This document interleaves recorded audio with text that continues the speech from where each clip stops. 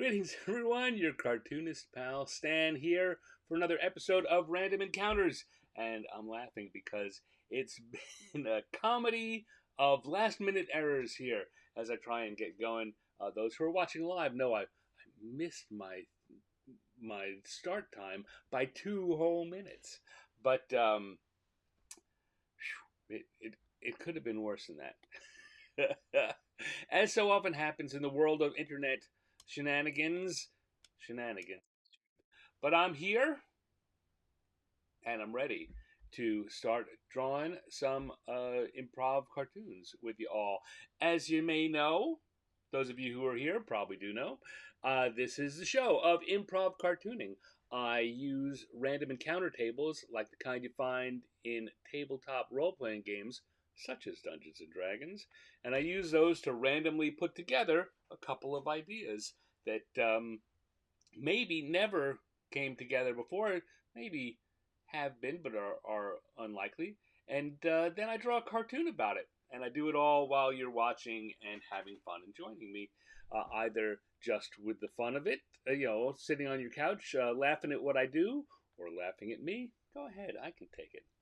Or if if I had my druthers, you'd have some kind of pen and paper or drawing implement. I do most of my drawing electronically these days, and drawing for yourself, either drawing the same thing I am, or drawing something whatever springs to your mind. Because the thing that inspires this whole show is the love of drawing. And off to my left here, things are still kind of going weird. So I don't know how this show is gonna go. Could be we're in for some weirdness, or could be you'll never know. You'll just it's the magic of TV, magic of the YouTube video. Anyway, let's see. Becky is here, and the Lemons, Linnea, and Dave, and probably Gus. Uh, you know, however many lemons I got, I'll make that much lemonade. Good to see everyone here. I do most of my drawing, as I was saying before, on my Apple iPad, bleh, on my Apple iPad Pro. Wow, wow, this really is one of those days. Let's. I do most of my drawing on my Apple iPad Pro with an Apple Pencil and with the app Procreate. None of this is sponsored. I'm doing that because, well, it makes it easy for me to share what I'm drawing with you, and also because I like it. It's all about my preference. So I'm going to here. Let's say things were a little weird before the show, so I'm not fully set up. There, I'm ready now. I'm ready. So I babbled a bit. I said hi to folks. I'm gonna start by having a drink because that's a tough first 3 minutes of the show. Oh, how sweet it is! It's just diet soda. All right, so let us now come over, switch views to the random encounter tables we are going to use today. There they are. And I will now also jump over to my electronic die roller where we'll use that to figure out what our first drawing is. Let's get drawing. I think everything will calm down a little once I start drawing. So here we go. Once, twice, third time, two. Two is our first who, and one, twice, third time, one. One is our first what. So we'll come back and see that a 2 on the who is an ogre, and a 1 on the what is an artist model. So we have an ogre as an artist model. That should be fun. Turn off that. Make sure I'm using the color I like to do my sketching with. I have the right brush. And let's go here. Ogre artist model. Now, artist model is it's a funny thing, right? Everyone knows what that is. fewer people actually have experience with it.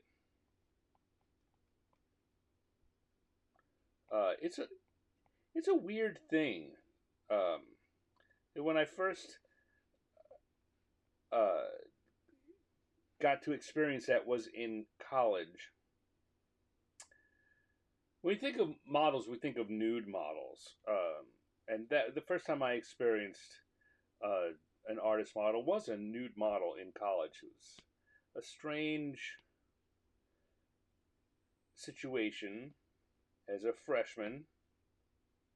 Just going to this drawing class, and there's a naked person standing right in front of me.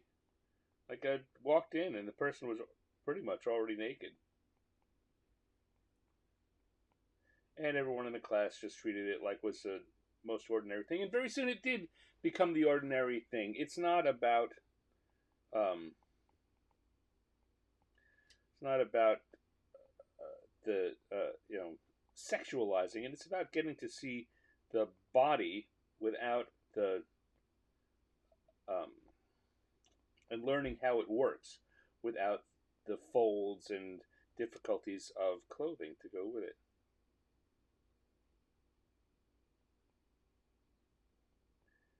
And however, there's a lot to be said about artist models, about for having clothed artist models too. I over the years have taken part in several uh, groups that we get models, we get volunteer models from local people who do cosplay, and they will put on their costumes for the for us to draw them in. So one now I had the ogre like that. It's not really working out, I don't think. So I'm going to move that arm position. It's a lot of fun. I mean, drawing from any doing life drawing a model in any situation is good for your. Uh, it's good practice. Good to learn exactly how real bodies work. A lot of artists are working off copying other artists. A lot of young artists are working off copying other artists, or just out of their um, memory. And I do all of this out of my memory. The reason that I can, or the reason that it becomes easier to do so, is from all the times I've actually drawn from real life.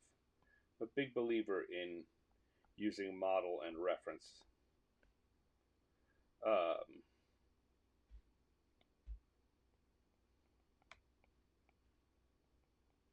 I have an artist here working at it.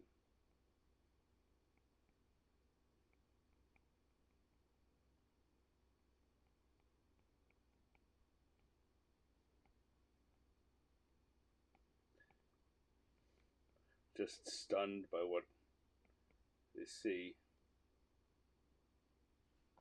That's the idea here, anyway. And we'll have some other people drawing.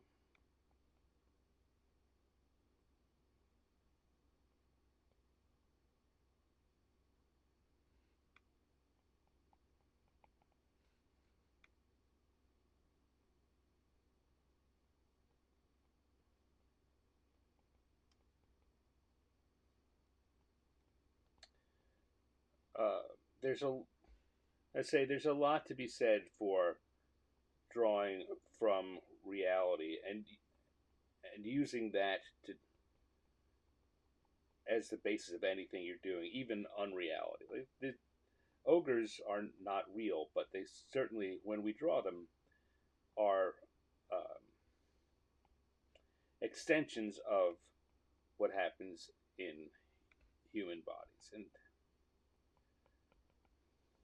I don't know. I don't know what I'm trying to say here. I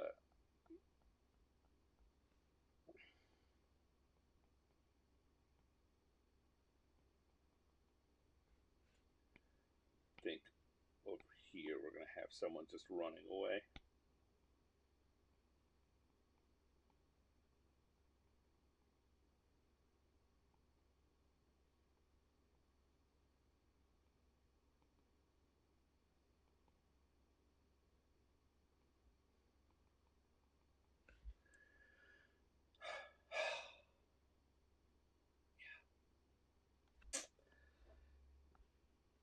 it's I guess all I'm really saying is it's an interesting thing, this whole working from artist models. I've taken this and put this in a very strange grouping. What am I gonna do here? Because I don't want it to be so small. Tell you what I'm gonna do. I'm gonna take this sketch layer and I'm gonna duplicate it. And then I'm going to blow it up and not worry about, oh, I'm going to make the first layer invisible. I'm going to blow it up and not worry about what I lose on and off the screen. I want the posing ogre to be big, so let's start with that. And then I can erase the rest of this. It's kind of a lesson in how to adjust what you've got. When you're working digitally, that's one of the beautiful things. If you have part of a sketch that you like, you can copy it and move it to another drawing or another layer. And you can do what I'm doing here. Just create a copy. See, I still have that original sketch I did. But I want that ogre to be bigger, and then I want to do something else with the characters that I brought in. So come here. That's the ogre I want. Now I'll go back to this layer, and I'm going to copy just these characters. I'm going to copy and paste, and what this will do on the program is that then puts them on. That's not what I wanted. Oh, I see what I did. You want to know what I did? I'll tell you what I did. I copied off the wrong layer. I copied off the giant layer rather than the small layer. All right, so let's try that again. I'm going to grab these people here from this layer, and I'm going to copy and paste them. They're going to appear on their own layer. So now, see, we have a layer that's just them. I can take them back to this version. I can make them bigger. Or rearrange them. Like so. What I just did there was inadvertently jump backwards a lot of steps.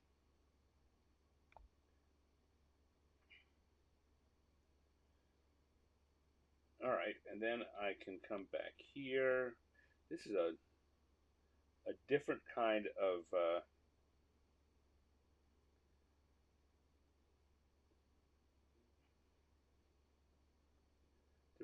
of sketching that I'm showing you today.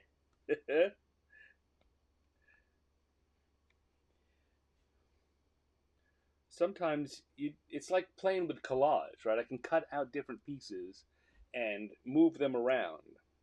There we go. And that poor little first guy I drew is just going to get left out because I like what we've got here. So go back and look at my first sketch.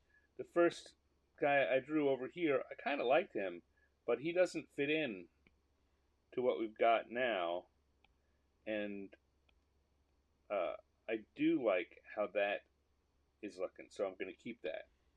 Take these two layers, pinch them together, and they now become one layer. Now it's just one sketch.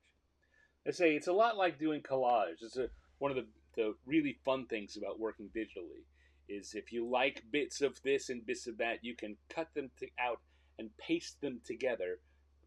Talking, the terms we use are the same as you would use in collage, and put them on a layer instead of a piece of paper or different layers and merge them together and make them into one thing. And that's what we've done here. I'm going to now, having spent all that time talking about it, I'm going to come up to my lines layer and I'm going to do some drawing. do some finish drawing on this sketch. So, what I always say start with the lines you're confident in. In this case, I'm confident about the ogre, so we'll do the ogre first.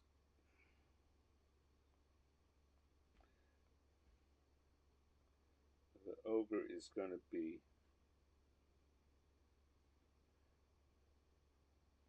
a squat, round head.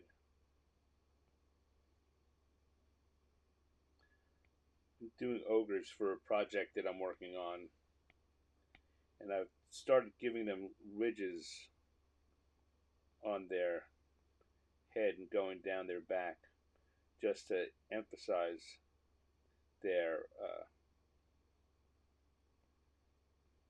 inhumanity, their non-humanity.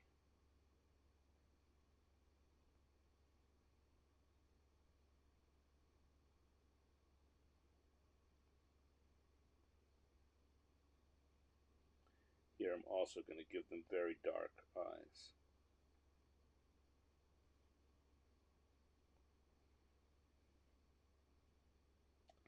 You play with their ears a little. It's another way. Ways that you can make things look less human are by changing just small characteristics. Like if I give this ogre little loopy ears, like tiny little doggish ears, it just changes, makes it clearer that I'm not intending this to be a human.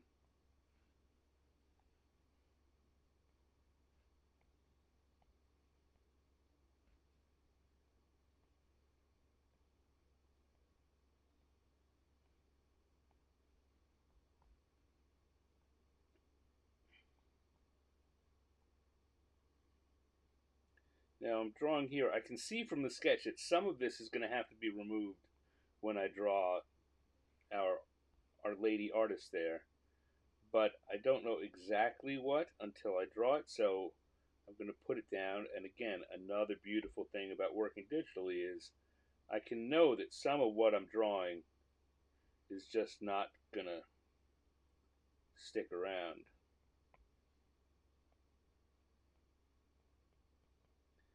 And it's going to be very easy to remove.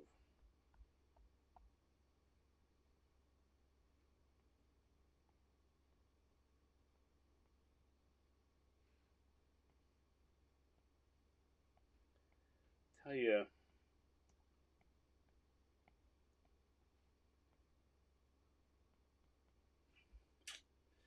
you, what, I'm already not super happy with this for for an inadvertent reason, and that's I wanted to have the naked ogre drawing there, standing here, and that be the what's causing everyone to run fleeing.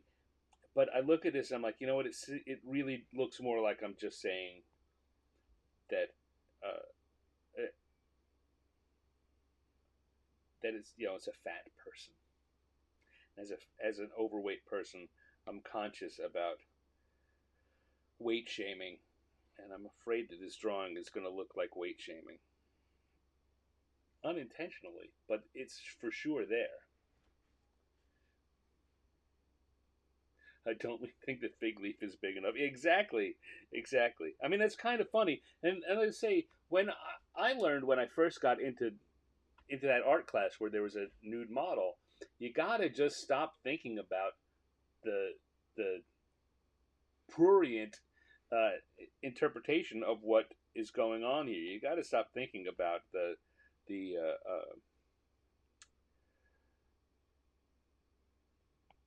nude model in a sexy way at all. You're drawing the body, and it's a human body like we all have. Everyone's got a body.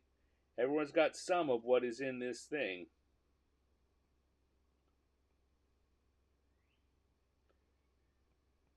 And I certainly got to the point in my own drawings that I was able to do that, and it's I think helped me a lot in life just to not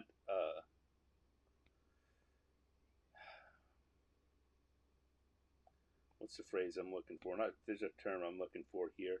um, and it's not sexualized, but not objectify people based on their physicality.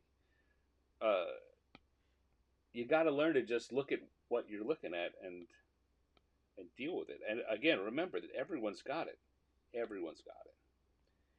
And in, let's say, in the college classes, you could you found the people who hadn't learned that lesson best or most easily when most of the models were women, but sometimes they were men, and you found the people who had not something. I got to do something. I think as soon as I add that mouth, he starts looking like Uncle Fester, and it starts becoming about a real person again. So I think I'm going to do a big, maybe the eyes too. Just moving them around. But as soon as we got a male model, you could see that some people got uncomfortable where they hadn't been uncomfortable when the model was a woman, and that really said it. Those people who were comfortable because of a woman was because they liked looking at a naked woman, and they hadn't really gotten around it, or they certainly needed to more completely get around it by dealing with a model who was a guy. There we go. That's looking, at the very least, that's looking more monstrous. I feel better about that.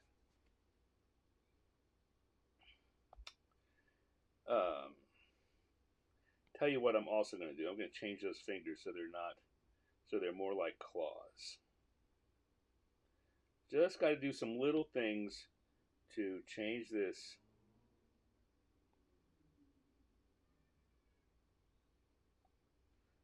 And get away from the easy interpretation of that's just that's just a big fat person.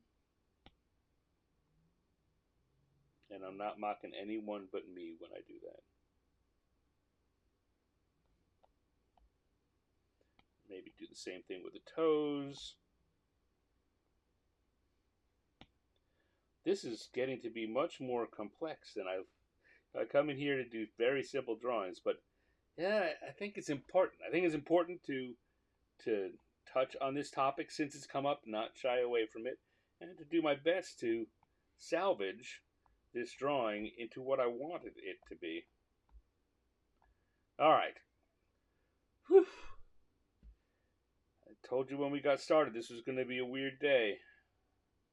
And here I'm going to put the canvas out, which tells me what I can erase.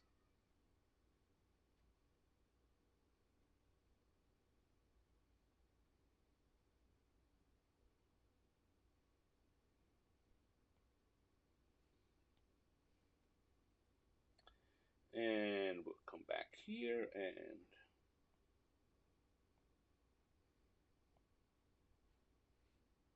we're gonna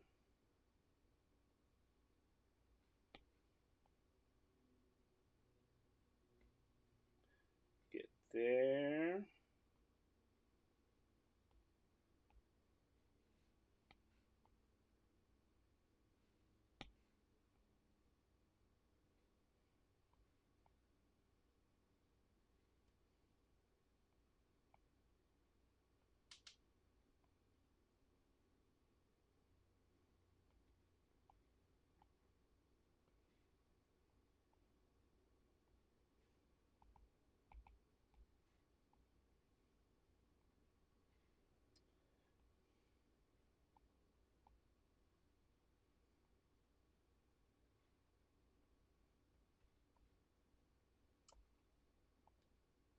And what have we got going on here? We're gonna have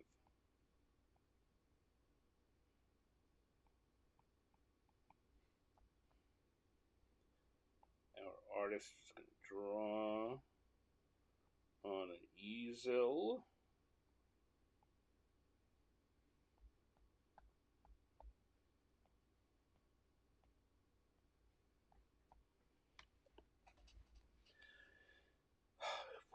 You know, I don't.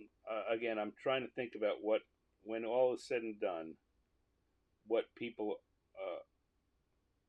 are going to make of this drawing. An audience who has not had this conversation with me while I'm doing it, and I'm not. Again, I'm not worried about what they think.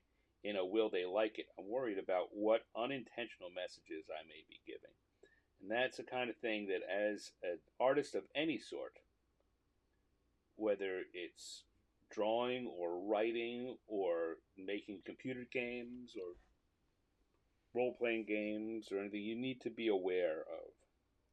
This is a topic that's come up a number of times for me this week. Maybe that's why I'm reacting to it so strongly here. You've got to be aware of how a person who doesn't know what you know, who doesn't uh, isn't part of the whole decision making process, what are they going to reasonably see and reasonably think and reasonably interpret from what you've done? And even if you didn't mean, I clearly did not mean to have anything like a weight shaming message going on. If that's what it looks like, and someone who is not here, that's the easiest thing for them to interpret. And honestly, artists have to own that. That's the drawing I've created. Anytime you're doing any kind of art, really, it stops being yours when you're done and turn it over uh, to the public to see. Right, it, the viewer is going to interpret it, and their interpretation is valid. So even if you don't intend for something, if you have a bunch of viewers who tell you that's what they see, that's what they interpret, well then you've got a you got a problem. You probably want to fix it. So we'll see. We'll see what happens when this comes out uh, to the when I post these later. Let's all keep an eye on what reaction to these turns out to be. I'm not gonna lead the witness. I'm not gonna say anything about it. We'll just wait and see. And if you catch me later on this week and next week having to defend myself, you'll know that I saw it coming. All right, let's put some color on this and get the heck away from it and move on to the next one. All right, so I do ogres with a yellow skin. We're gonna go to our gloaming brush, so I can get that markery, uh, crayony kind of feeling. I'm gonna do that shapes within shapes style, quick coloring. Here, each of the Here's a good example of that shape within shapes. You clearly see there are folds in this. I made the ogre very large, and a face that's segmented into very distinct areas. Right? I'm gonna put on a different color here and go back to my inking pencil for a second. There's this layer and this layer and this segment and that segment. Got another segment there and another segment there. And I'm treating each as its own shape when I'm coloring it.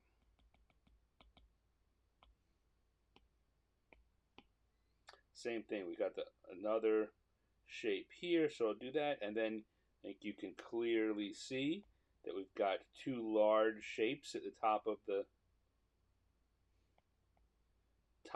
the torso.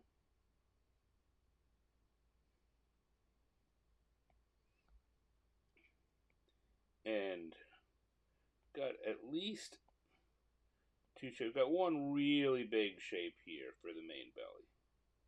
So that's worth make the brush even bigger.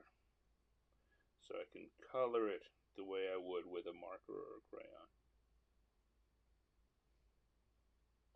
But I've identified those other shapes on the side, and by giving them room, again, that's what lets this style of coloring create added feelings of depth and contour and texture.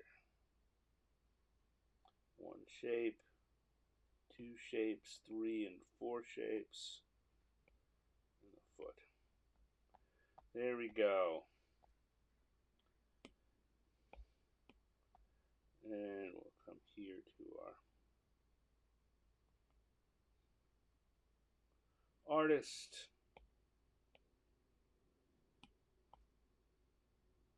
I'm using the inking brush and not the glowing brush. How about that? No wonder all that's looking so solid. Wow. Tell you, today is a day where a lot is going not as, I'm not going to say wrong, but not as expected here on the show.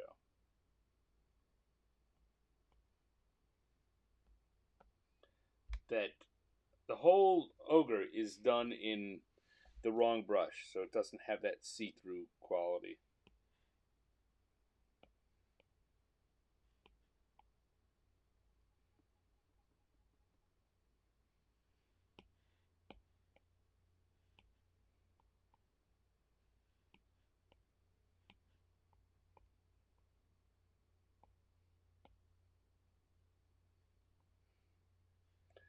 In the background, we're going to have this guy.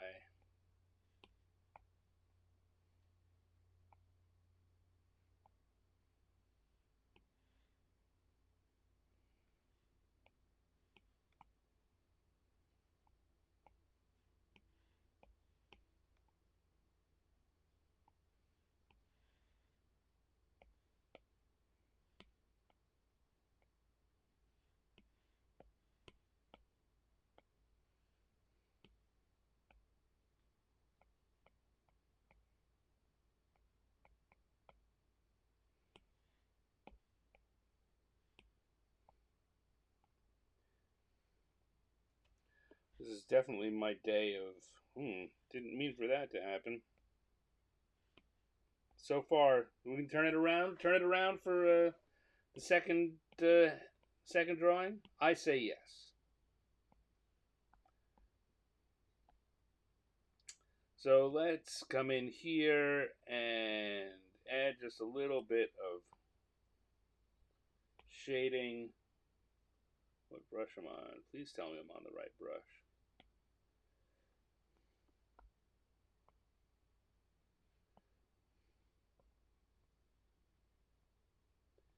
And we'll move along and see what the dice give us and what my subconscious allows me to do.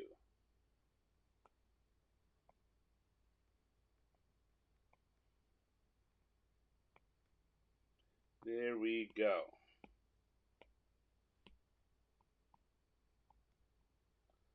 Put that on the back so these seem not to be clearly canvases. And I will go back to the line slayer. And even though I'm not 100% proud of everything I did, I think this turned out okay. And I'm going to put a stand here at the bottom. And we've got an ogre as an artist model. Woo!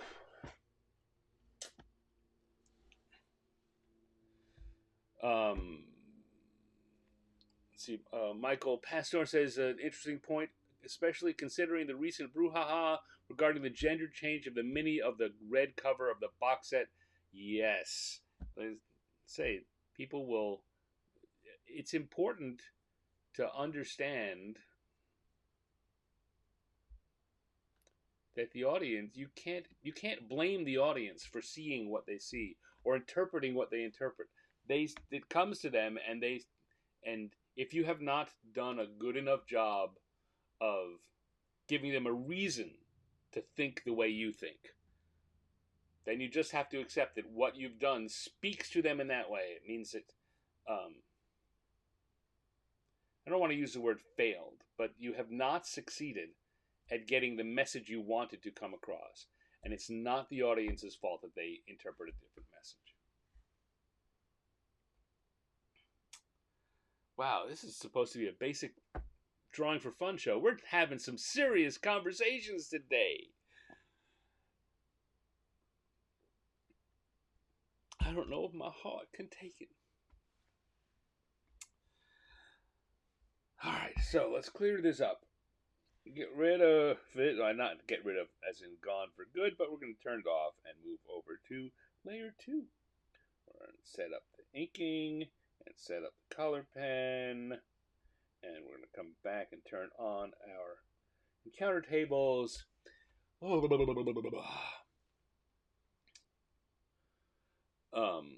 Michael Passer says, that's why I never read the artist statement in the gallery shows. See, I disagree with that. Now I'm going against you. I think that after you've had your interpretation, which is a fair interpretation, I think that it's worthwhile to look at what the artist meant.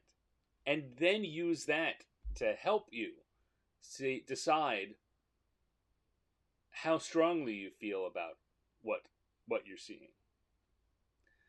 If you look at it, you say the artist meant this thing, and very often the opposite thing of what you intended, but you see it, the reaction then is, oh, well, I see what they wanted, and it's unsuccessful, rather than string up the artist for saying the thing, right?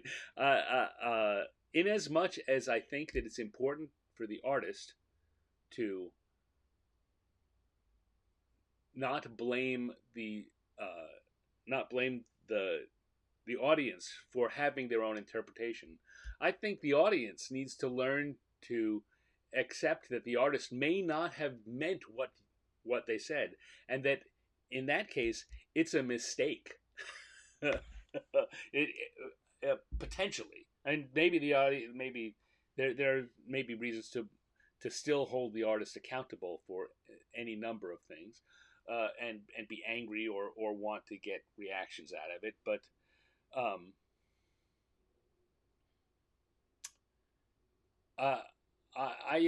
in as much as I went the other way on the first half of this, I have a lot of trouble when the audience, when an artist gets hung out to dry for making a mistake. Today is a prime example. I could have just continued doing that and never thought about it if it hadn't occurred to me what might be a subtext of what I was drawing. I could have drawn that with a clear conscience, knowing this is what I mean, this is what I'm drawing, and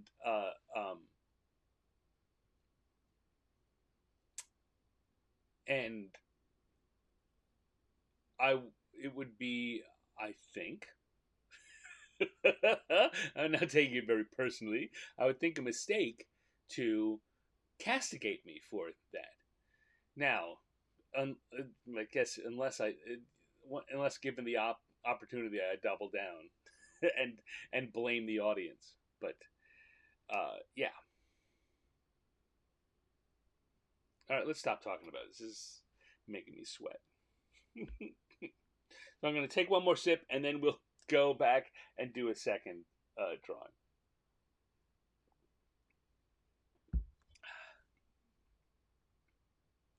Well, we just had a first drawing that was more complicated than we intended. So let's move on and do a second drawing. And we're going to come back to our encounter tables. And we're going to come over here and roll us up a random encounter. Once, twice, third time, and we've got a 4 for our who. And once, twice, third time, we got a 5. 4 and 5 are our numbers. So that's a Bulette. Oh, this is going to be good already. A Bulette in the kiddie playground. So a Bulette, for those who don't know, who are not familiar with Dungeons and Dragons, is very often called a land shark. It's a big kind of armor-plated, somewhere between a rhino and a dinosaur looking thing that moves through the earth and attacks from underneath. They're very much a gaming kind of creature. So let's turn that off. And yeah, so let me just do it very, very quick.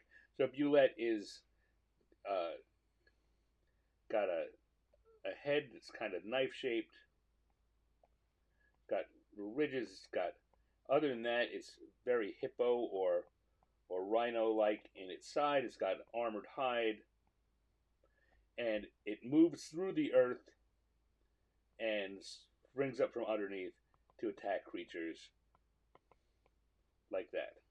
They're big. I mean, I guess you can't get any scale from that, right? That's that's a Bulette there, ish, in quick sketch form. So that's what it says. That's what I mean when Bulette. So we've got a Bulette and a kiddie playground. Now, when I put the kiddie playground on the list,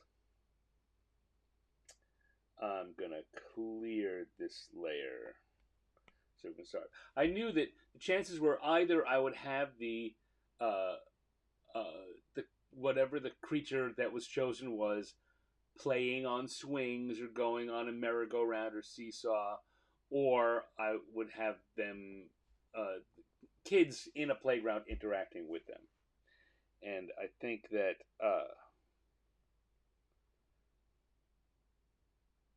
in this case, Becky says bothering kids on the slide. That's possible. So let's kind of zoom in. We could have a slide, and there could be a Bulette having come out of the ground in front of the slide as kids are coming down and sliding into it. That's one possibility. We could have a seesaw here with a kid under there and a Bulette having come up and sent the kid flying off the seesaw. That's another possibility.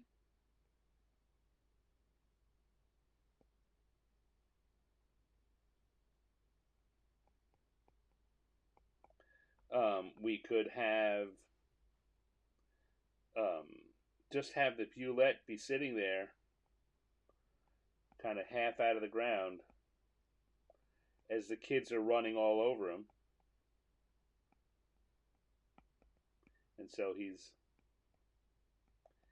having fun with the kids instead of terrorizing them. We could have the Bulette. Even then, we just have a giant Bulette like this.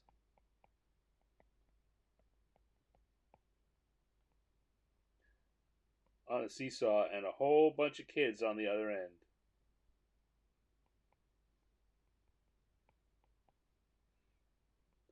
Kind of, that's the one I'm leaning towards. Even though I know that a whole bunch of kids, every time I add multiple characters to one of these drawings, I'm making a headache for myself. Because the idea here in the show is to do these quickly. And the more characters I have, the more difficult I make it on myself. But I can take it. Do a whole Bulette family on different apparatuses. Yeah, I could do that. That's another one, making it difficult on myself.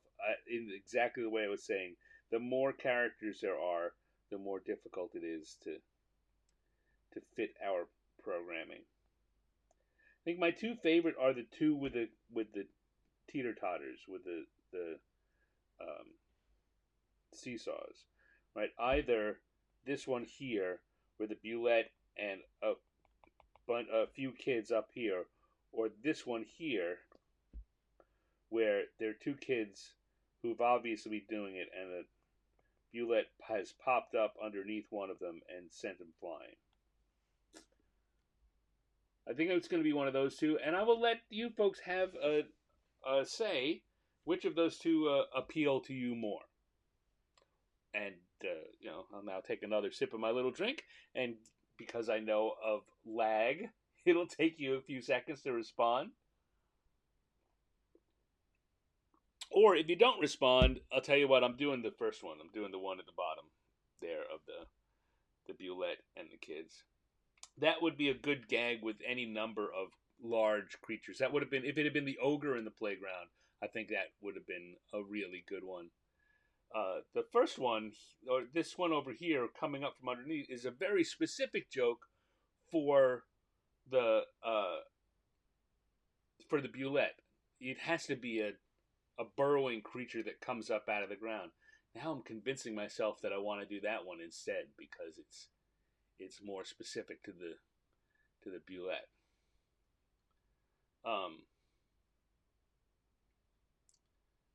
although this would be funnier in a multi-panel piece where we could have the seesaw tipped this way and they go down, and when they come back up this way, the Bulette shows up and springs the kid. But yeah, I've convinced myself. As much as I like this one, I might this one way or another. Maybe I'll do a different creature, but this it would make a good drawing. So I think I want to save that. So I'm going to uh, once again duplicate that and come back to this one and clear it. So I've still got it on another layer that I can come back to later. But let's go. Whew. I was right. This whole day is just going to be a strange one.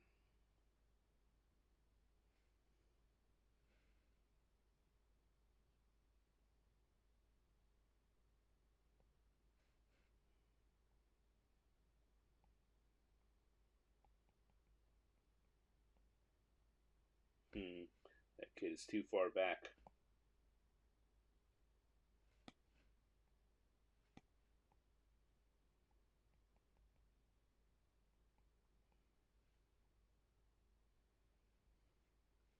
So I'm going to need to make that a little smaller so I can move it up here. And then over here we're going to have the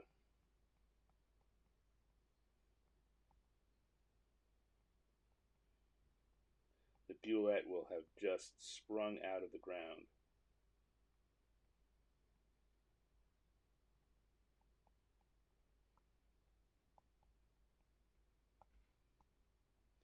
And whack the seesaw. And the little kid is going to go fly.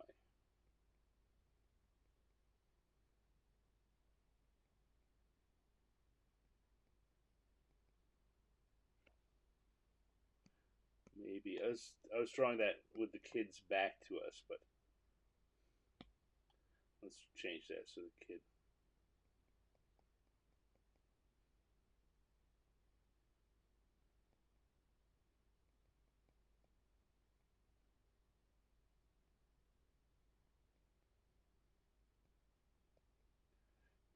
Those legs are a problem. How to get the legs to feel like the kid had been sitting on the.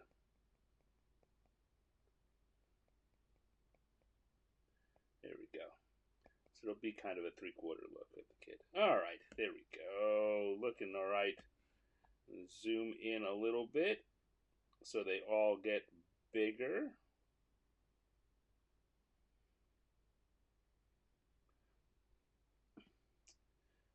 Want to move the Bulette's hand so it's over here.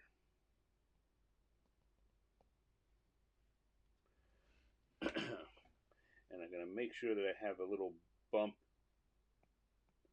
exclamation of a bump, to show that he didn't do it on purpose. All right, that's enough sketch then. I'm going to switch to the lines layer and go from there, and I think that I'm going to start with the Bulette.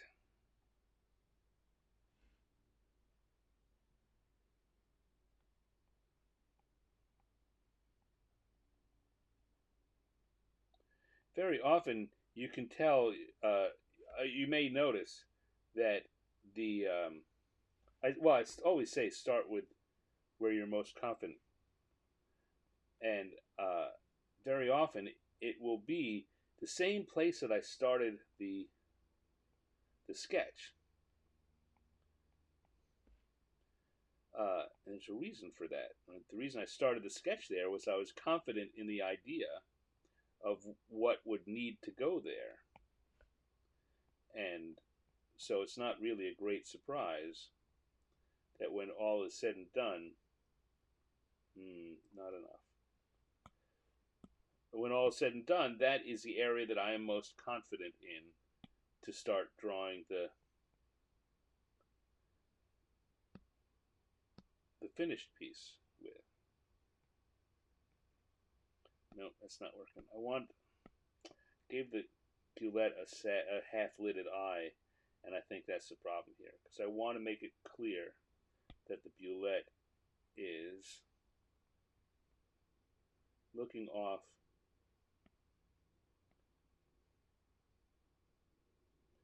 at the kid that he's sent flying.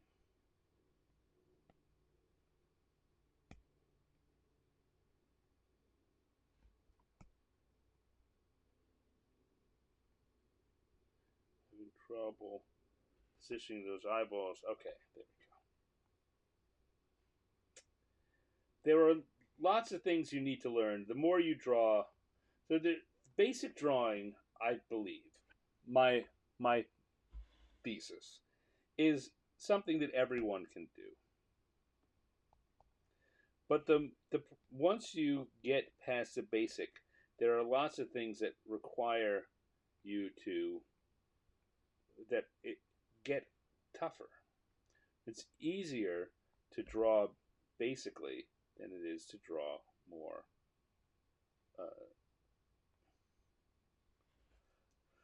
I don't say realistically, but you're trying to convey more ideas. Is really what happens.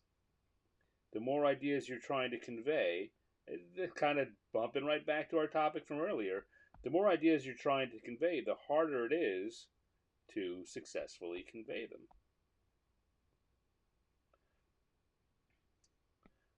If all I wanted to draw was a Bulette, uh, I had it, but I want the Bulette to look a little surprised and sorry, and be looking in the direction of the kid, and that is there are tiny little subtleties that make that up, even in a cartoon like this.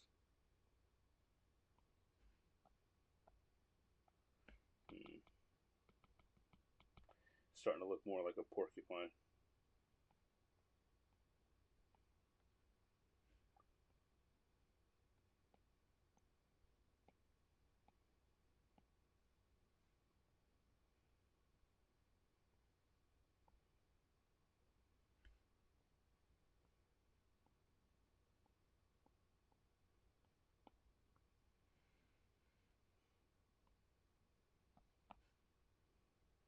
Even here, he's not looking in the right direction. I'm going to have to fiddle with those eyes again. But what I was doing before was bumping this eye right up against the outer edge of the eye because I wanted him looking so hard that way. But I'm learning that if I really want to sell that idea, I can't let it go quite that far.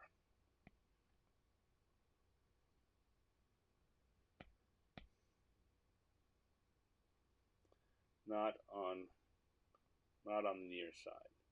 Make it clear that he's looking, yeah, like that.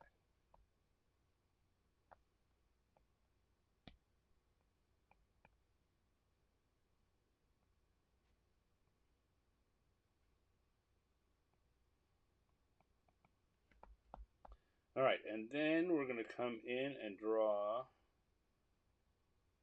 the seesaw.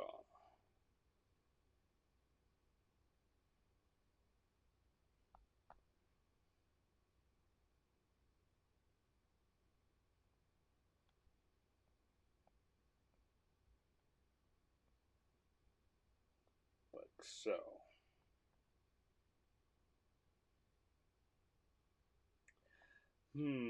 All right, I'm just going to leave it because it doesn't matter. But for in reality's sake, the seesaw should not have the axle underneath the board.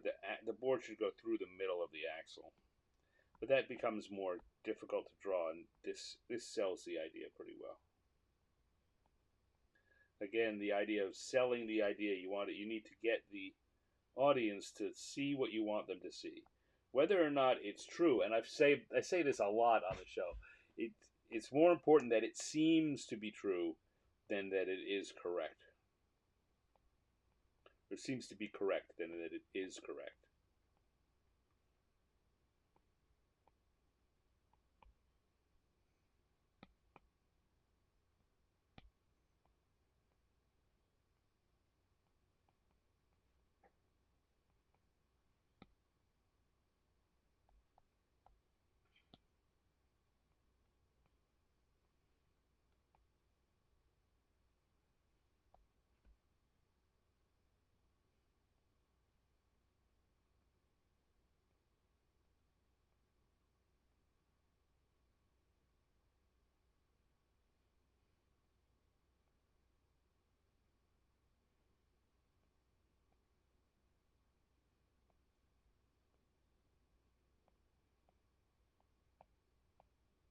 That I mean, wow, that sentence.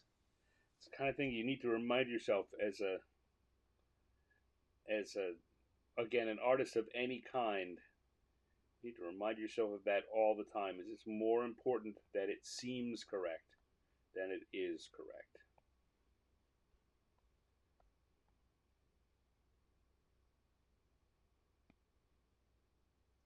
Yeah, the Bulette did knock it off kilter. Well, mm,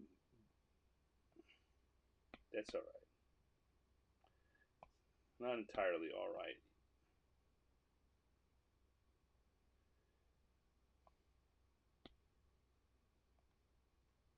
but it's all right enough.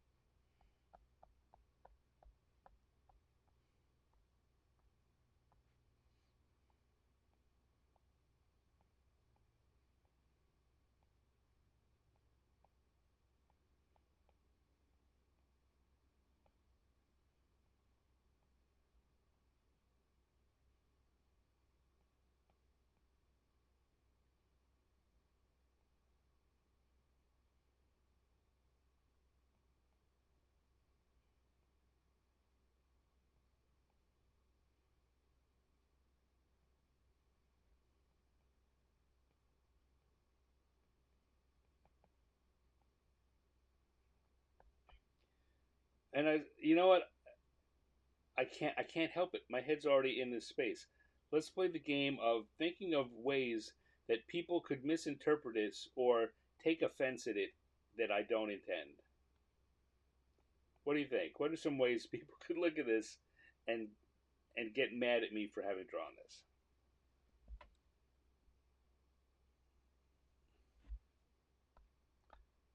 Any ideas? Any thoughts? I have one. I have at least one.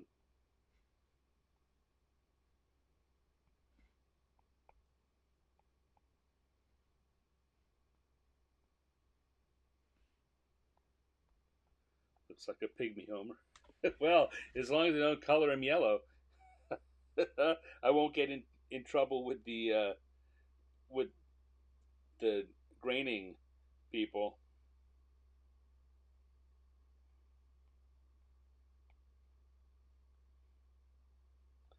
All right, let's color this thing and get on. This is gonna be an entire day of things that I regret to one extent or another. I'm gonna switch over to my gloaming brush. I'm going to get a bluish gray. Pardon me. And start. It's a little darker than I want it to be. Go.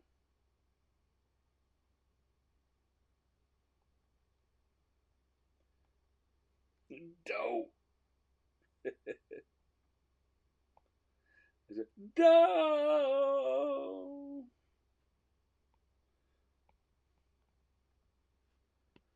Um. All right. Here's the answer to the question I posed. The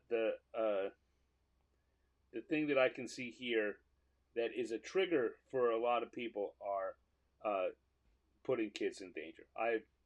This could really happen in that a kid could get thrown off the thing, and I'm just making fun of it. Uh, Again, certainly not what's intended. But if you're someone whose kid has been hurt in an accident like this, you might be a little sensitive to that, and I certainly wouldn't blame you for it. I don't think it's so bad that I wouldn't do this drawing, but it does fall into that category of things that you should be aware of. You should think about. I've thought about it, and I've made a decision that I'm okay with it. I may yet come to rue that decision, but I haven't done it. I may have come to this point without planning to, but I'm not doing it unthinkingly.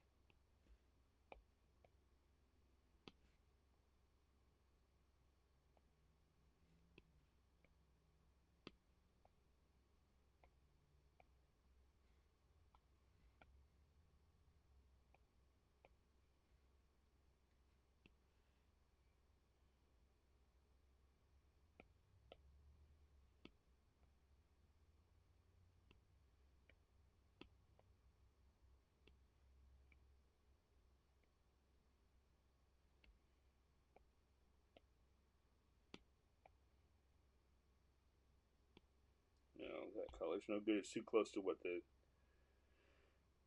Bulette is. There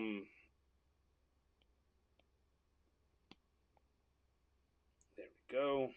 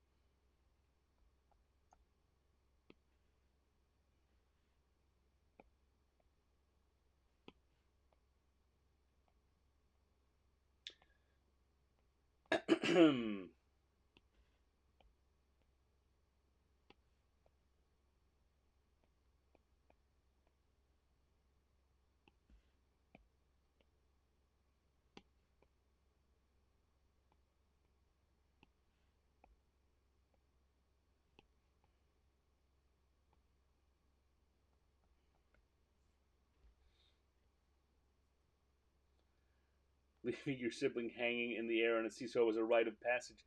Yes, yes. Also, a clear way to have a dressing down from my parents at dinner, but worth it.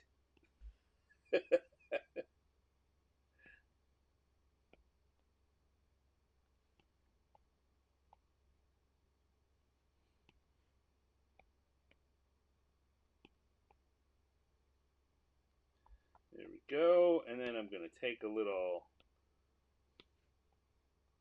I'm going to just put it on the ground here to show that the Bulette has come up from underground into a grassy area. I think I'm going to take a little bit of pale yellow and put it in the Bulette's eyes to emphasize the roundness a little, and also that gives that shadow makes him look a little sadder. And I'll go back to my inking. I will grab the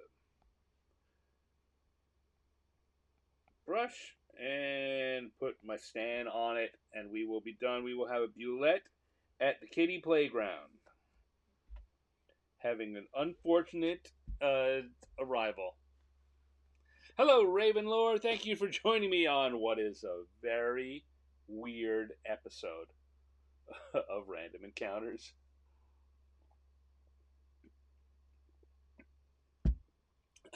Becky says, "Boy, I must really hate children." Exactly. Exactly. That's clearly the lesson to learn from this. This neighborhood has just gone to the humans. That's a good one. Woo! But Mom, Bulette really did come up at you. No, Mom, I didn't do it to Bobby. The Bulette came up from underground and sent him flying. You're supposed to look after your brother.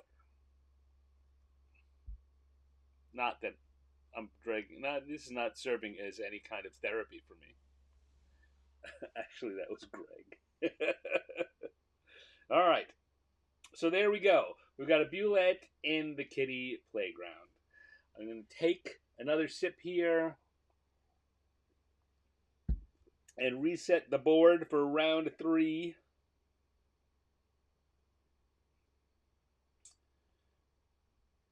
Wow. Aren't you guys glad you showed up today? Stan was a real mess this week. It's true. Evil stereotyping of blue and gray Bulettes. Yeah, oh yeah, the Bulette the Bulette Protection Association is going to come after me too. I can't win. I can't win. All right, shake it off. Shake it off. We got one more to do. We need to do it. Get in the game. Get your head in the game, Stan. Time for one more drawing, and then we'll call it an evening. I will go and lie down and put a ice bag on my head, like in the cartoons. We cartoonists live life that's like cartoons. Okay, let's come over here and roll up one more encounter. So go once, twice, third time. 1. We had the 1? No, we had the 2. Okay, 1. And once, twice, third time, 6. 1 and 6. What does that get us here? That gets us a purple worm using chopsticks. Okay. Okay.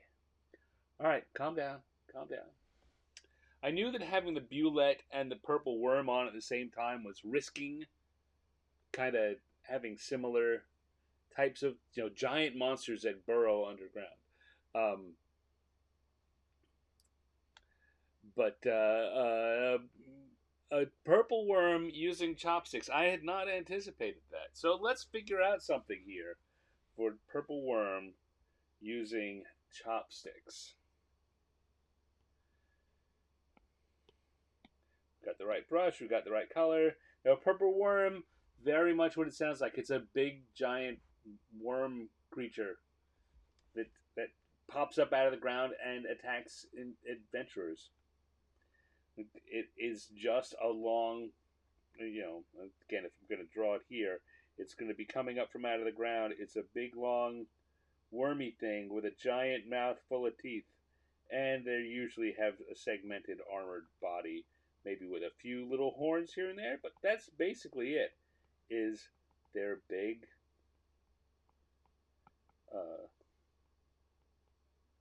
they're a big phallic symbol exploding out of the ground, honestly. So that is what a purple worm kind of is like.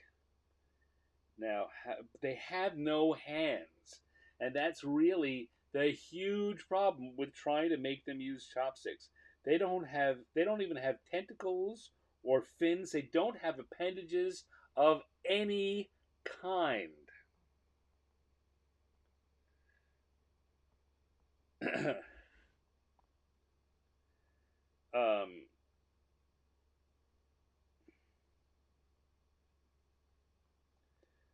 So, and I like that as a loose drawing for a purple worm, but it's not going to do well for this drawing.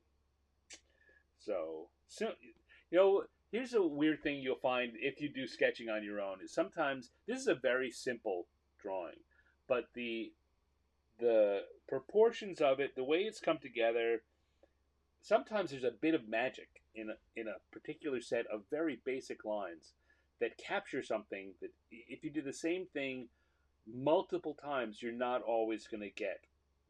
And so I'm kind of loath. again, I'm loath to throw that out, um, but I'm going to because it really is simple. But this, do working in your own, if you're working in a notebook or on paper, I have notebooks and boxes full of loose sheets of paper where I drew a simple sketch that came out kind of like this. I'm like, I feel something right in that. Pay attention to that feeling, um, and because I will then use those later on for the start of another drawing or to inspire something else. If you've drawn something and it speaks to you in some way, pay attention to that and save it. Don't scribble it out, and don't wad it up and throw it in the trash just because it didn't it it didn't turn out exactly right, or it's you know for some reason it's not what you want to do, or it's just a piece of scrap paper. If you draw something and you get that feeling from it, listen to that feeling. All right, let's see. So instead, I need to have the purple worm coming up with his mouth open like this.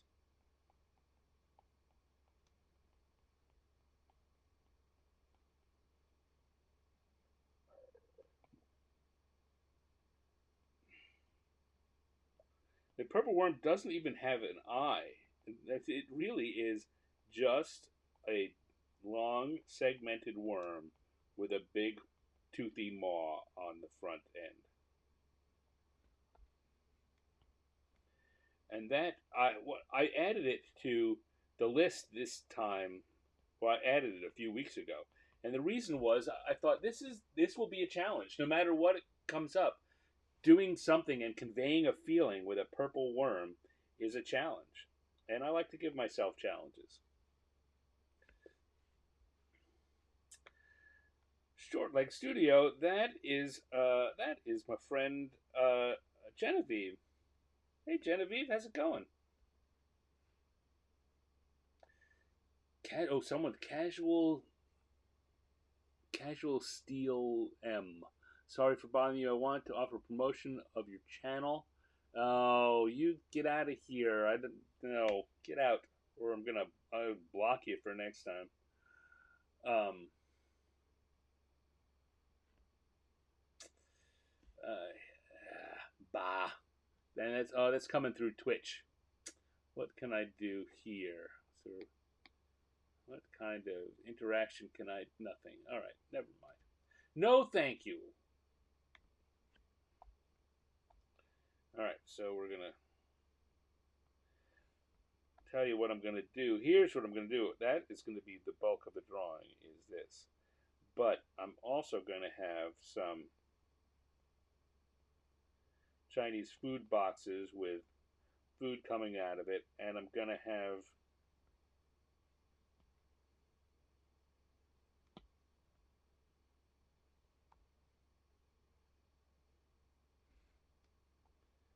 uh,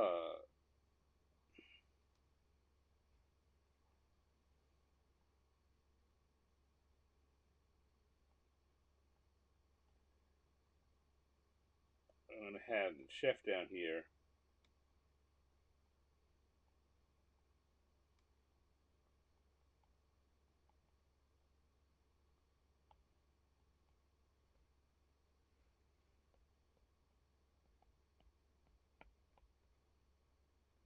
And that's where the chopsticks are going to come in.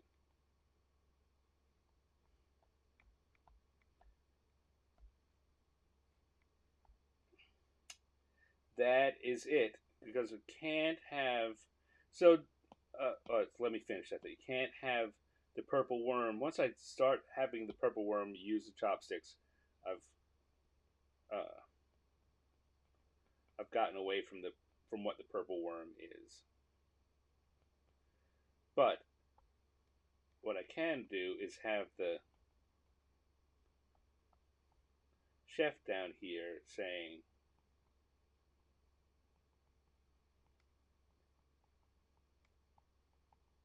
"You want chopsticks with that?"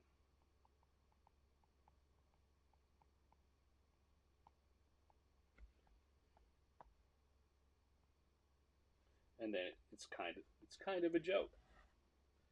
Do you want chopsticks? Yeah, see, Becky got the same idea I did, which tells me that when other people come up with it, and there's a lot that happens in the world of creativity where there's parallel development, and some artists I know get mad when other people will come up with the idea they did in about they start to explain it and someone gets it. I like that. That means that I've hit something that other people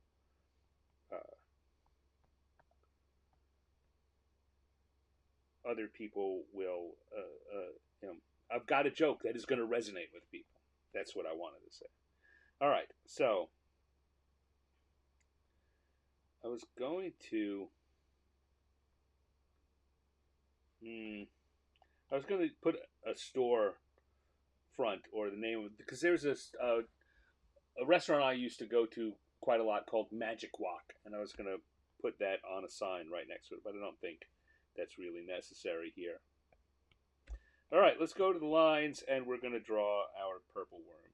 What is the line I'm most confident about? It is the mouth.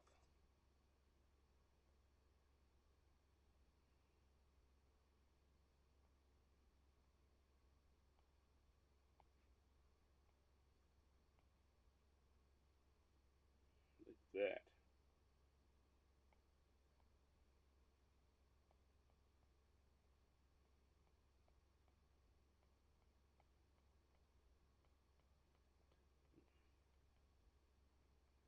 Here I'm doing that, so I can then take this and find an oh, something wasn't closed.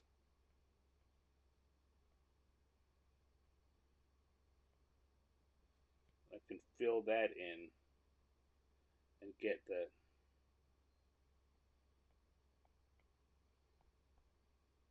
the idea that it's shadowy in the mouth and darker as you get deeper into the back.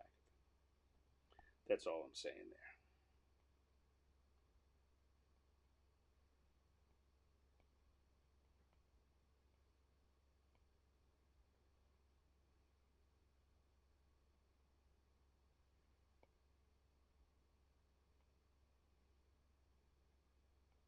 In some ways, Purple Worm's head is reminiscent of the Audrey 2 plant from Little Shop of Horrors. Depending on who's drawing it, but the way you want to just have that feeling of a kind of a clamshell opening, you've got to put some life into it.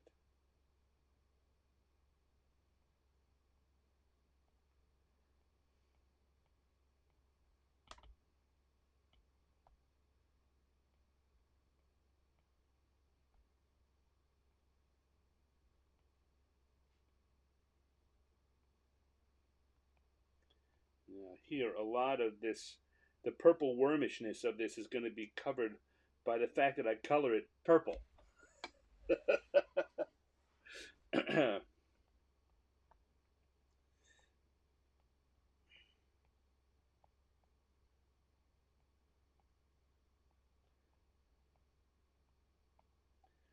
All of a sudden, this week is the week of giant monsters that burst out of the ground. I may never have to draw this again, but twice this week.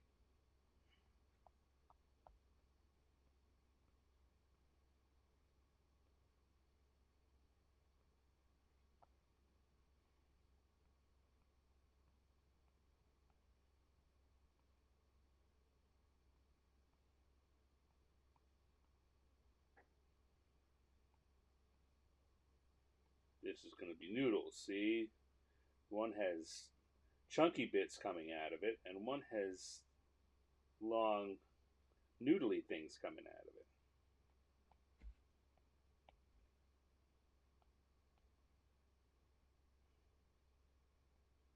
it. And this here clearly is a fortune cookie.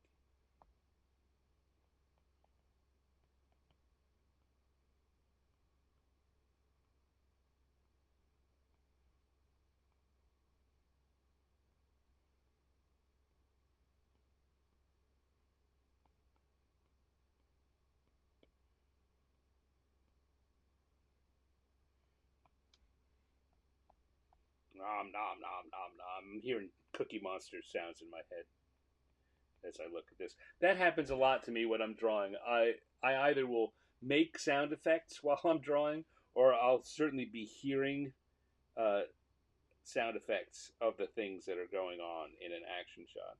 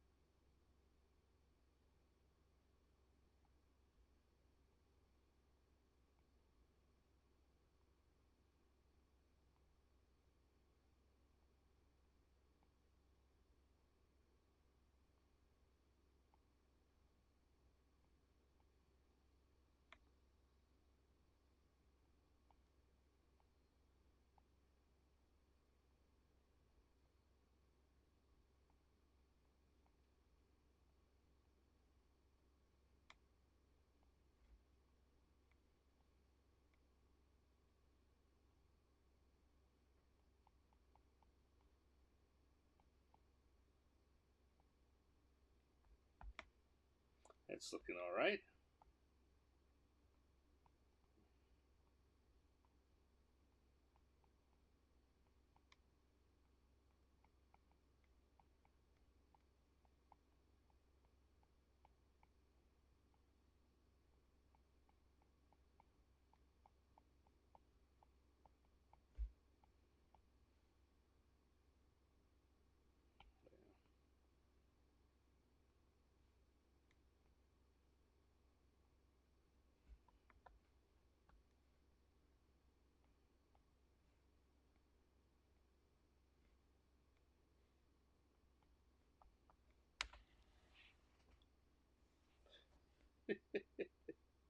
It's a good sign for me when I can make myself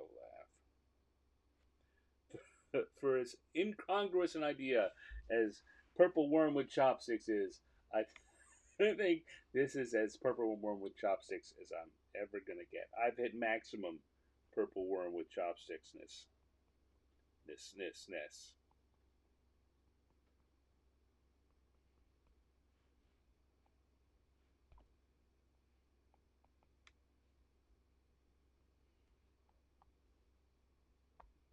Okay.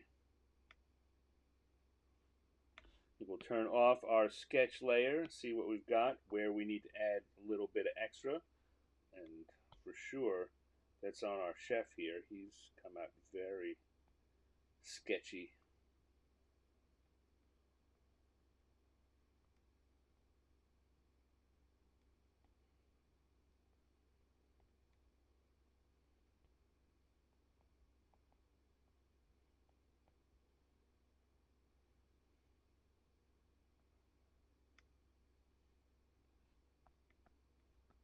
Purple worm, probably could use a little more, just some more detail-y lines, just fiddly little textural lines.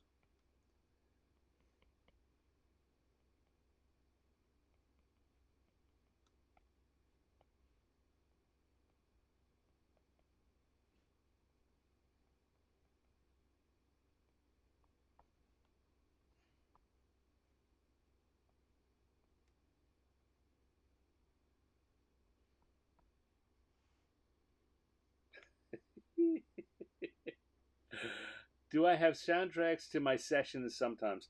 I don't. I don't have any. I don't have a library of copyright free licensing, open licensing music. So I don't play. I don't play it while I do this. Though I have occasionally thought that it might be a good idea. I'm not sure where to draw the line so that it's it would be helpful for the silences, but not. I wouldn't have to worry about raising and lowering the mix because I do a lot of talking. Oh, music that I listen to when I draw. Oh yes, oh yes, and it depends on what stage of drawing I'm at. There's anywhere where like this where I'm trying to come up with ideas. I can't do music that has. I can't do popular music songs that have lyrics because the words kind of get in the way of my idea generation. Um, so same thing when I'm writing. So I have a whole bunch of movie soundtracks and music from in languages that I don't understand that I play while I'm doing that kind of thing. And I have a whole lot of Cirque du Soleil soundtracks. For some reason, I really like those. Um, and uh, then when I'm finished with the idea ideation, with the creation of ideas or putting together of words, then I'll pop in any old thing from my collection of music. Earlier today, I was listening to some Sheryl Crow while I was drawing, and the other night I listened to a good portion of my Billy Joel collection, my complete Billy Joel collection. Um, all right, that's looking good. Let's put some colors on there. So we're going to switch to the gloaming brush, and let's start with the purple.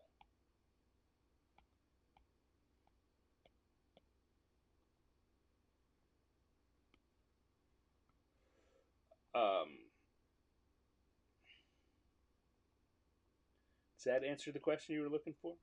I'm going to have to look up to find out what you say, but I think that does.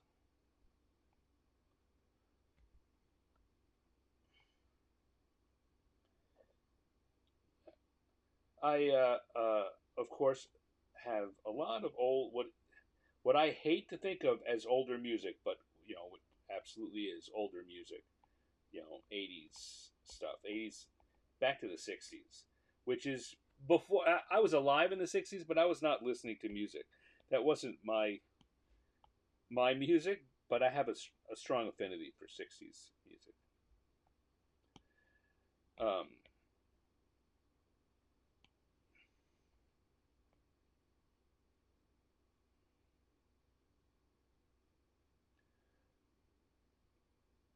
I also very often get into jags where I'm listening to a bunch of bare naked ladies, um, which Dave Lemon in the chat group is the person who introduced me to their music.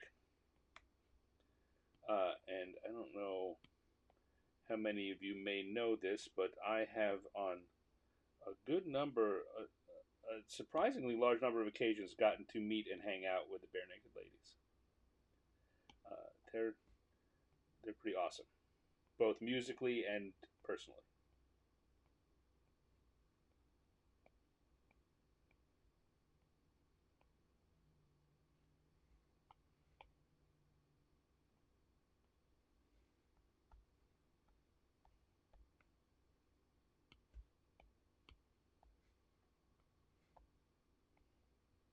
The coloring on this is going to be relatively easy because our chef is going to be wearing a white uniform, and our purple worm is just purple. So there's not a lot of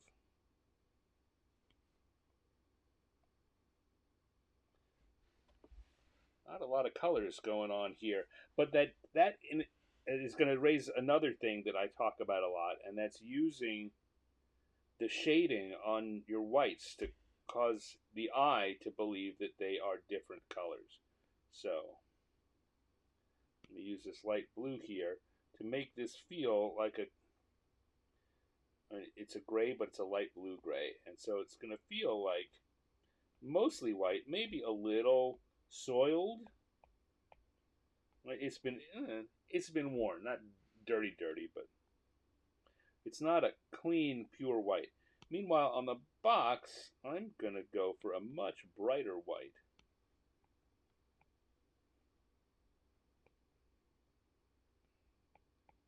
You'll see on the teeth, I put that yellowish shading on it, and they look like three different colors, right? Right? You know what? Rather than blue, let's go with a green. Green on these boxes. Just a little easier to see.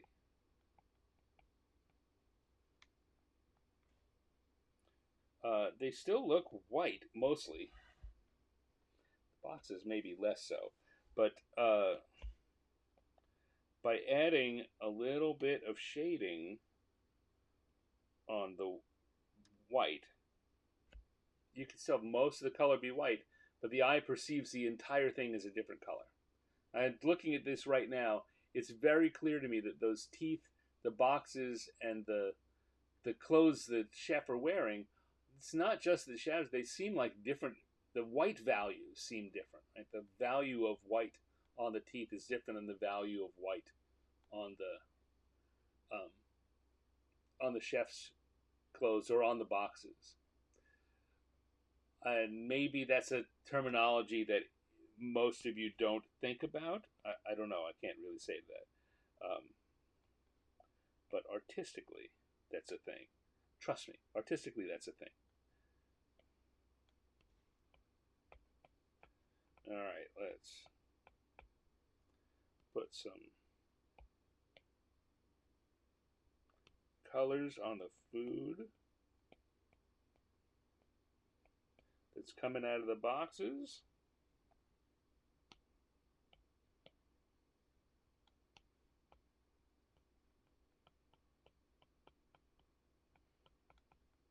Again, although I really haven't added, it's all very squiggly lines. They feel like different kinds of food. I mean, I think, I think that clearly the orangey one, the bottom, feels like nuggets of like general, so some kind of chicken in pieces, and that one at the top feels like something gloppy, with very, very loose lines. You can do a lot with loose lines and the proper addition of coloring.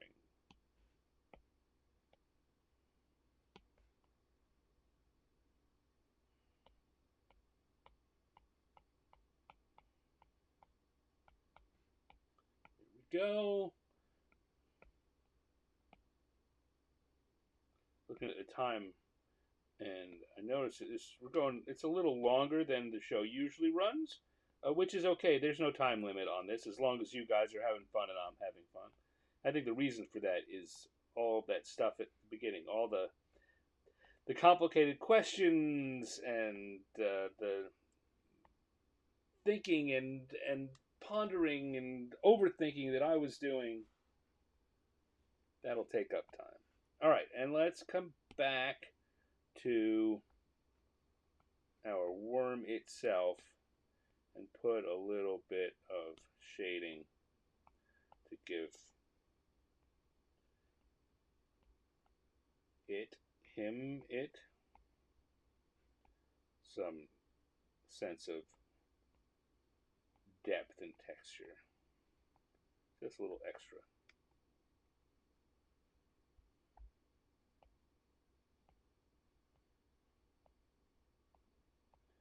On the underside of where any two things meet, or a shape that I want to emphasize, just put a little bit of dark color on what is effectively the lower part of it. As I've said before, that is not how shadows work.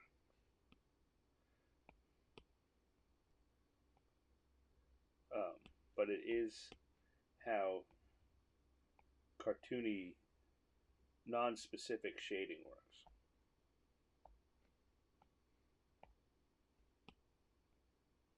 Do the same thing here on a few of these. Like that, and we've got, there we go. Got a purple worm using or not using Chopsticks. And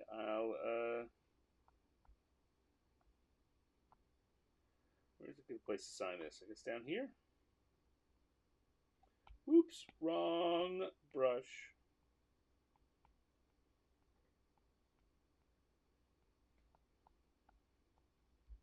There we go. A purple worm not using chopsticks.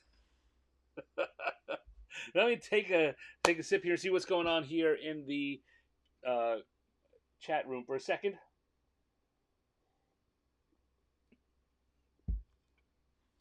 Um, Genevieve says she has a good chill out channel and movie soundtrack on Spotify. Yeah, you can build some really good stuff like that. Weirdly, I never got into using Spotify. I uh, I did I did get into digital music earlier than most, and so I had by the time uh, uh, Spotify came around, I already had digitized my huge CD collection. So I never felt like I didn't have what I wanted unless it was new, and so I could I built a bunch of playlists. I bought my first uh, digital music machine. It was before the iPad existed. When they announced that you could have these little and was before MP3s even at that point. You could rip your music and put it on and carry it all around digitally. I thought that was brilliant. So I had two different models of that before the iPad ever appeared. So I never got into um, Spotify or any of the other music services. I've just mostly relied on my my music catalog, which maybe is why I haven't added a lot of newer bands to it over the years. Hmm. Could be moving myself, keeping myself from advancing. Too smart, too clever by half. Um, Bare Naked Ladies, they're fun in concerts. They are. They're super fun in concert. I've seen them. I've seen them a dozen times in concert. Uh, Bare Naked Ladies could have been good background music for the Ogre model. Yeah. um, Even up close, off white. Yeah, it looks off white on the teeth. Yeah, see, I mean that's what I'm talking about. It's your brain that you do this because it fools your brain without you even trying, and it's hard to even make your brain unsee it's uncanny. It's one of those little magic tricks of drawing that I find amusing. Even after all these years, I always find amusing. Um, okay, going to have another sip here. Take a pause, and we will do a wrap up. Thank you, everyone, for joining in. I'm going to thank you again in a minute, but it's going to sound less sincere because I'm going to be, doing, hey, I'm closing up, and I want to thank everyone for showing up. And I do. I want to thank you for showing up. Whether you're watching now, all the folks who are here, Michael and Dave and Linnea and Genevieve and everyone else who's been here, Becky and Ravenlore, um, not so much the casual Steel M guy, who I hope doesn't come back again. Uh, um, I like hanging out. I like hanging out and chatting with you guys. I hope you guys are having fun.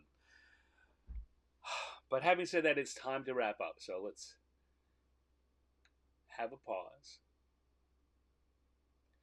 Well, there's another evening of fun improv cartooning. We wrapped up here with a purple worm using chopsticks, or in this case, not using chopsticks. Before that, we had a Bulette on the kitty playground, wreaking havoc, as Bulettes tend to do. And before that, we started off with an ogre as an artist model, and had some fun conversations about that. I'm not going to leave that on the screen for too long. I'm going to go back to the Purple Worm. I really like how that turned out. So that was another fun week of improv cartooning. I want to thank everyone who was here in the chat with me, Michael and Genevieve and Dave and Linnea and Ravenloft and Becky, or Ravenlore and Becky, and everyone else. Even if, and those of you who've been watching live and haven't said anything, that's all right. No pressure. I thank you too. Those of you who are watching on replay, hopefully there's some of you, and I know from looking at the analytics there are. I hope that you're enjoying it. Take a minute, drop a like. In fact, wherever you are, I would very much appreciate it if you would, whatever platform you're watching this on, give me a thumbs up or a like or a heart or whatever it is. It really helps with helping me spread word about this show and this channel so we can get more people joining us for the fun of it. But another thing you could do that would be super helpful is to leave a comment of any sort. Anyone who's been in the chat room, you've now done that already. You fulfilled that. If you want to leave more comments, of course you are welcome to. But if you're just watching it, I would say I would take it as a kindness. I would take it as a favor if you would just drop into the comment area and just leave a little comment. Say hi, who you are, where you're from, what brings you here. Do you like drawing too? What kind of drawing do you do? Let us know in the chat. That would be terrific. I'm going to take this off screen and bring it back to just me. I am here every Thursday, mostly, with a live improv cartooning show for everyone to come in and join and have fun. If you want to see more of my stuff, a great place to go is my Instagram account, instagram.com/Stanex. That's STANNEX. And everything, all the art I do that is publicly available, eventually will wind up on my Instagram channel. If you want to get even deeper, if you want to get deeper into the world of Stan, if you liked the rambling kind of behind the scenes discussion we had in this show, well, you are just the kind of person who may want to consider coming over and joining my Patreon. It's patreon.com/, again, Stanex. Patreon.com/Stanex. STANNEX. Where you don't have to go to the internet looking for all the art I do. I make sure that it gets sent to you in email. You get to see everything I've done. And as much as I can, and whenever possible, I try to give you little behind the scenes stories about what I was thinking or what I was doing or what's going on in the world, why I did the thing I did, why I liked or didn't like the thing I did. It's a lot of fun. And if you join at one of the upper levels, you will also get other perks and benefits, like getting a sticker, an actual sticker sent to you multiple times a year. We've got my notebook here, has one of the, I think this might have been the last sticker I sent, or it's the one I'm going to be sending out soon. Here's a nice sticker of one of the drawings. This is based on a drawing I did in this show. Sometimes I like the drawing so much I go ahead and I redo them in a more finished and polished way. So maybe you want to think about that. I certainly would welcome you to the community, and so would the other folks. It's a friendly group over there. I have another show on Wednesday evenings called 50 Years in the Dungeon.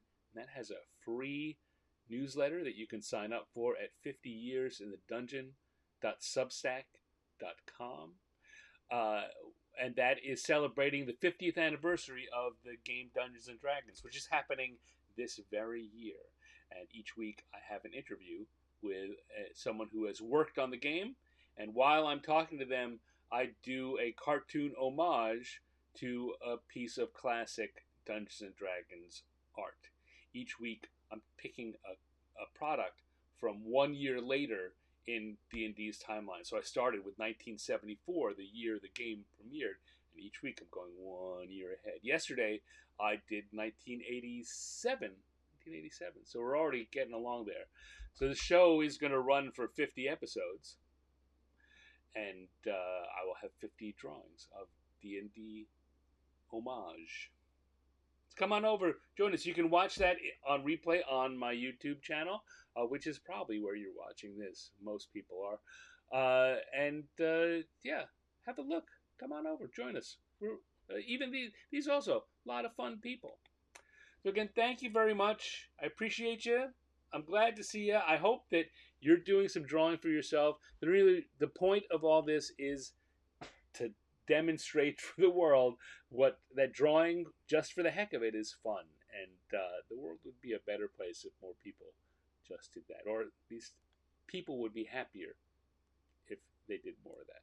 So I'm gonna stop rambling now, which means it's time for you to go home. Bye.